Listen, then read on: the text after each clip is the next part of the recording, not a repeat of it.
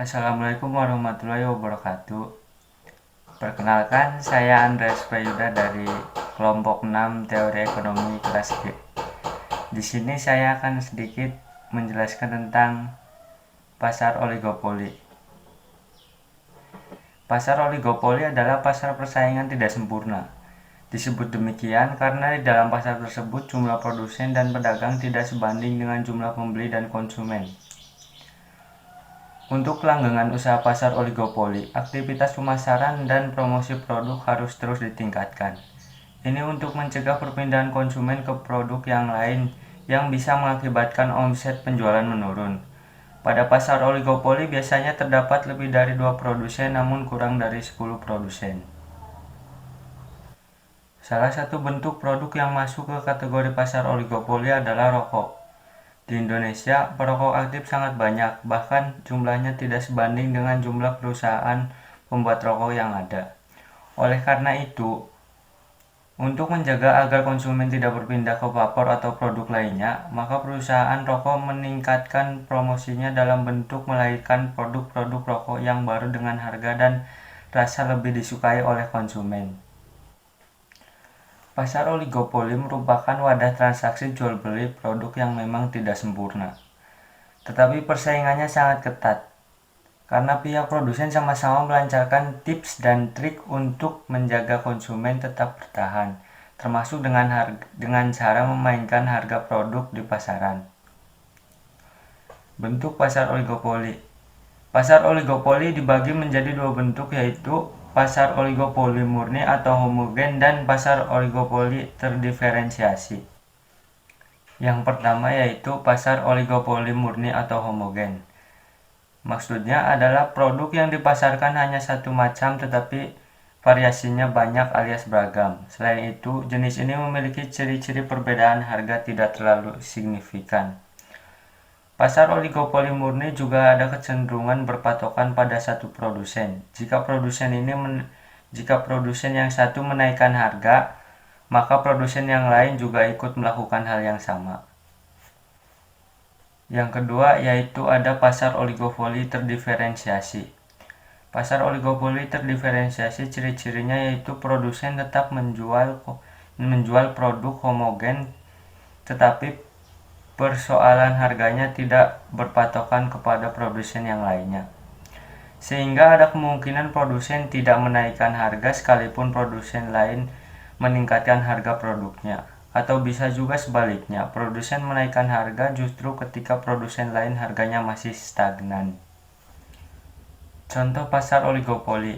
Untuk contoh pasar oligopoli diantaranya yaitu ada industri semen, industri kendaraan bermotor, industri rokok, layanan telekomunikasi, dan jasa penerbangan.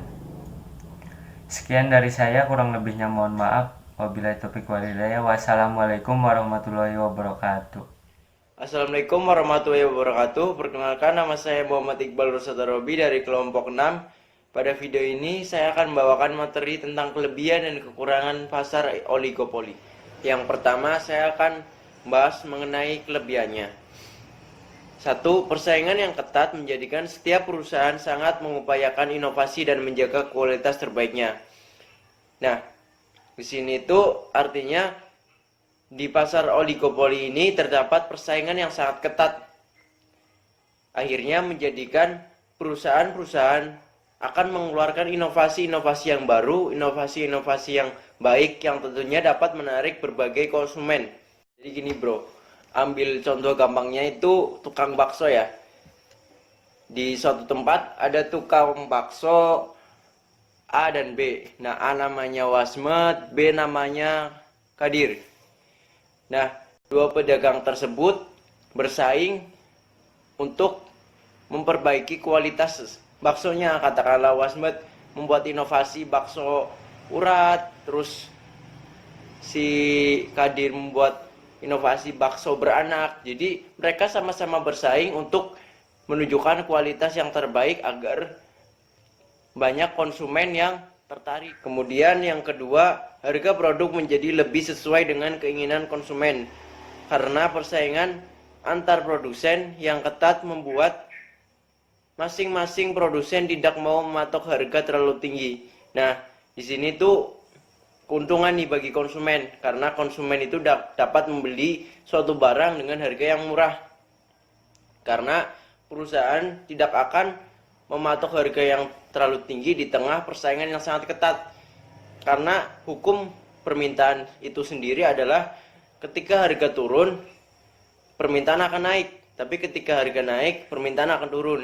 Jadi di tengah-tengah persaingan, tentunya tidak akan mematok harga yang terlalu tinggi. Itu akan berakibat fatal pada permintaan yang akan menurun.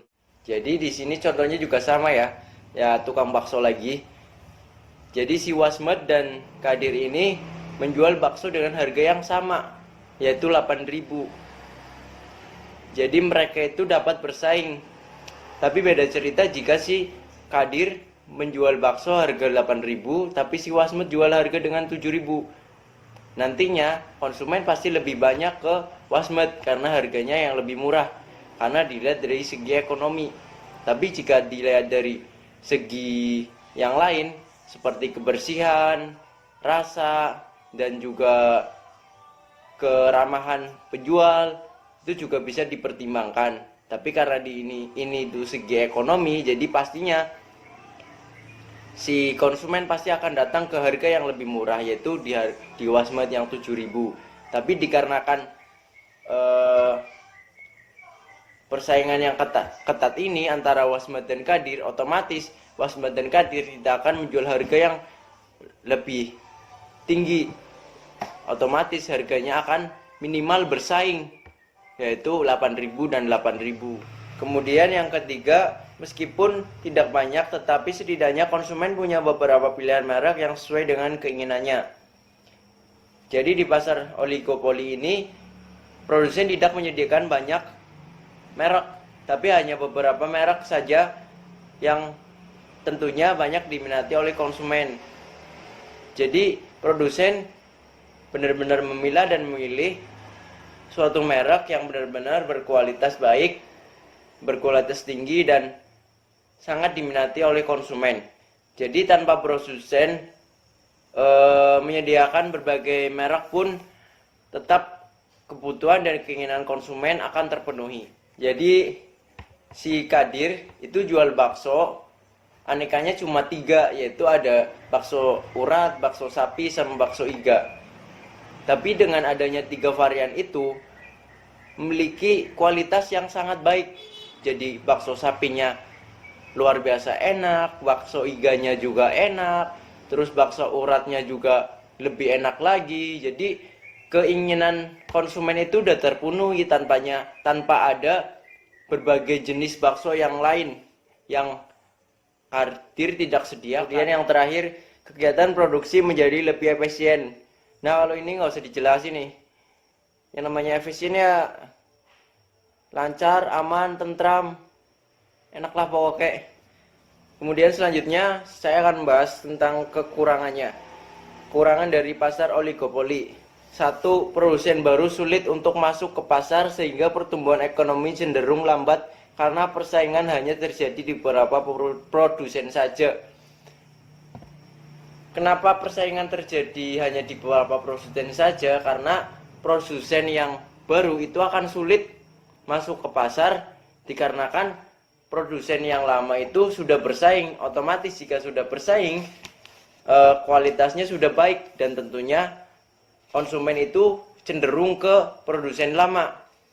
Produsen baru sulit masuk ke pasar sehingga pertumbuhan ekonomi itu pasti akan cenderung lambat. Tapi beda lagi jika si produsen ini benar-benar memiliki inovasi. Walaupun dia baru, tapi dia berinovasi suatu hal yang akan diminati banyak orang. Katakanlah Kadir ini tuh membuat event makan bakso 10. Kalau habis gratis, kalau nggak habis bayar. Kemudian yang kedua, kebijakan produsen terbesar sangat mempengaruhi pasar dibandingkan produsen di bawahnya. Biasanya produsen terbesar itu yang terlaris. Jadi produsen yang terbesar ini akan cenderung menguasai pasar. Kebijakan apapun dari produsen yang terbesar ini pasti akan diterima oleh semua produsen. Kemudian yang ketiga, oleh karena promosi sangat penting, modal untuk iklan menjadi pemborosan ekonomi jika tidak tepat sasaran. Nah, di sini tuh iklan itu boros sekali karena di pasar oligopoli ini terdapat banyak persaingan. Tentunya kalau bersaing, kalau nggak ada iklan, pasti kalah. Maka dari itu, jika kita bersaingnya ingin menang, ya kita harus memperbanyak iklan. Kemudian yang terakhir, kemungkinan adanya konsumen yang loyal sangat besar terhadap satu merek sehingga perusahaan lain sulit untuk bersaing di pasar dengan konsumen yang sama. Jadi langsung contohnya saja, di suatu perusahaan ini itu terdapat satu merek yang benar-benar kualitasnya baik. Nah, konsumen yang ada di pasar tersebut sangat dominan cenderung ke merek tersebut. Nah, sedangkan di perusahaan lain itu merek tersebut nggak ada. Jadi perusahaan lain itu akan kesulitan bersaing karena konsumen itu sangat loyal kepada satu merek itu. Ya, itu saja yang dapat saya sampaikan. Apabila ada kekurangan dan kesalahan, mohon dimaafkan. Wabillahi taufiq wal hidayah. Wassalamualaikum warahmatullahi wabarakatuh. Assalamualaikum warahmatullahi wabarakatuh. Perkenalkan, nama saya Muhammad Fadil LRB. Di sini saya akan menjelaskan tentang pasar monopolistik. Apa itu pasar monopolistik? Pasar monopolistik adalah bentuk pasar di mana di dalamnya banyak sekali produsen yang menghasilkan produk yang serupa, namun tetap memiliki perbedaan di berbagai aspek. Saya contohkan untuk produk makanan ya, ada 2 PT besar di Indonesia yang menghasilkan produk yang populer untuk saat ini. Pertama adalah Indomie dan mie sedap. Ini adalah contoh apa itu pasar monopolistik. Kedua brand merek ini menghasilkan produk yang serupa, yaitu mie instan, namun keduanya memiliki perbedaan, mungkin dari tingkat kekenyalannya, rasa, atau dan lain sebagainya. Walaupun keduanya ini sama-sama mie instan, tetap berbeda. Jadi itulah gambaran tentang pasar monopolistik. Selanjutnya saya akan menjelaskan tentang karakteristik dari pasar monopolistik. Yang pertama adalah terdapat banyak produsen atau penjual ya. Tentu untuk yang tadi saya contohkan itu adalah 2 produsen terkenal. Sebetulnya masih banyak lagi. Dari 2 brand itu masih banyak seperti Sarimi dan lain-lain. Tidak hanya untuk produk makanan, masih banyak lagi untuk produk-produk yang lain seperti minuman dan kawan-kawan. Kemudian untuk karakteristik kedua, yaitu adanya diferensiasi produk. Tentunya ini adalah sebuah varian ya dari produk. Misalnya tadi saya contohkan mie instan.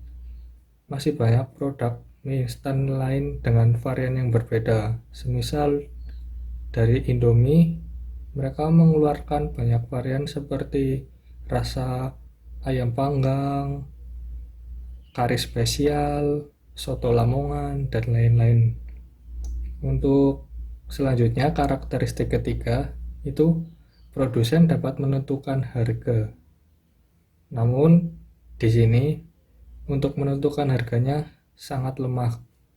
Semisal perusahaan Indomie mengeluarkan produk mie seharga 4.500, Mie Sedap mengeluarkan produk juga untuk sudah ada range harganya, tidak boleh lebih tinggi. Sebetulnya boleh sih untuk menentukan harga tinggi, tapi itu sangat beresiko karena bisa jadi konsumen tidak tertarik membelinya karena terlalu mahal. Untuk menentukan harganya itu tidak terlalu jauh, tidak jomplang gitu. Misalnya yang Indomie 4.500, Mie Sedap 4.700, seperti itu. Selisihnya segitulah. Baik, untuk karakteristik keempat, yaitu produsen dapat keluar masuk pasar dengan mudah. Ya benar, ini tidak banyak halangan untuk keluar masuk di pasar monopolistik. Ya baik, untuk contoh produsen dapat keluar masuk dengan mudah, misalnya yang lagi hype misalnya sekarang es alpukat. Banyak sekali pedagang sekarang di pinggir jalan membuat produk alpukat, es alpukat dan dengan varian-varian yang lain. Itu sangat mudah kan untuk masuk ke pasar es alpukat itu, keluarnya juga mudah, seperti itu. Kemudian yang kelima adalah promo penjualan harus aktif. Betul sekali, dalam pasar ini promo harus digencarkan sangat, itu iklan lah, seperti itu. Karena di pasar ini produk-produk yang ditampilkan itu hampir serupa seperti itu. Jadi untuk menarik hati pelanggan harus sering-sering melakukan promosi di mana-mana, seperti itu. Untuk contoh, masih banyak contoh yang lain sebetulnya. Tadi saya sudah kasih contoh di kategori makanan. Makanan juga masih banyak itu sebetulnya. Minuman, makanan, snack, dan lain-lain. Kosmetik mulai dari lipstick, bedak, minyak rambut, banyak sekali mereknya. Otomotif juga, misalnya sepeda motor banyak sekali merek yang menghasilkan keunggulan masing-masing lah. Oke, baik, sekian dari saya. Apabila penjelasan dari saya kurang jelas atau banyak salah, saya mohon maaf yang sebesar-besarnya. Akhir kata, wassalamualaikum warahmatullahi wabarakatuh. Perkenalkan, saya Sinta Amelia Pancawadaning akan membahas mengenai kelebihan dan kekurangan pasar monopolistik. Kelebihan pasar monopolistik yang pertama adalah free entry and out.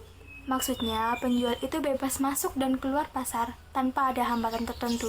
Biasanya, produsen yang masuk ke pasar itu tertarik akan laba yang dihasilkan. Dan apabila dalam menjalankan pasar, laba yang dihasilkan itu sedikit, maka penjual akan keluar dari pasar tersebut. Nah, keluar dan masuknya produsen dari pasar monopolistik ini tidak terikat oleh syarat ataupun konsekuensi tertentu. Yang kedua yaitu banyaknya inovasi. Karena banyaknya produk yang serupa di pasaran, maka produsen akan berlomba-lomba menarik perhatian pelanggannya dengan cara melakukan inovasi-inovasi terhadap produknya agar diterima di kalangan masyarakat. Dan yang ketiga yaitu pembeli bebas memilih produk. Karena inovasi yang semakin banyak dan berkelanjutan akan menghasilkan produk dengan spesifikasi yang berbeda-beda. Oleh karena itu, pembeli bebas memilih produk sesuai dengan kebutuhan dan keinginannya masing-masing. Selanjutnya, kekurangan dari pasar monopolistik. Yang pertama yaitu daya saing yang tinggi. Daya saing di sini meliputi harga kualitas, dan pelayanannya. Karena banyaknya produk yang serupa di pasaran, maka para produsen akan saling berlomba-lomba dalam segi harga, kualitas, dan pelayanannya dalam upaya menempatkan produknya di hati pelanggan. Yang kedua adalah biaya produksi yang tinggi. Upaya produsen dalam melakukan inovasi yang berkelanjutan terhadap produknya akan memerlukan biaya yang ekstra agar menghasilkan barang yang kualitasnya lebih baik dan tidak kalah saing. 3. Harga produk mahal. Nah, dikarenakan biaya produksi yang semakin tinggi, maka akan berimbas kepada harga barang yang semakin mahal pula. Dan yang terakhir adalah modal yang besar. Dikarenakan biaya produksi yang tinggi dan persaingan yang semakin tinggi pula, maka para produsen harus memiliki modal yang besar agar tidak tergusur oleh para pesaing. Sekian dari kelompok kami. Apabila ada kesalahan, kami mohon maaf, dan apabila ada yang ditanyakan, silahkan ditanyakan di kolom diskusi dan insya Allah akan kami jawab dengan senang hati. Kurang lebihnya kami mohon maaf. Wassalamualaikum warahmatullahi wabarakatuh.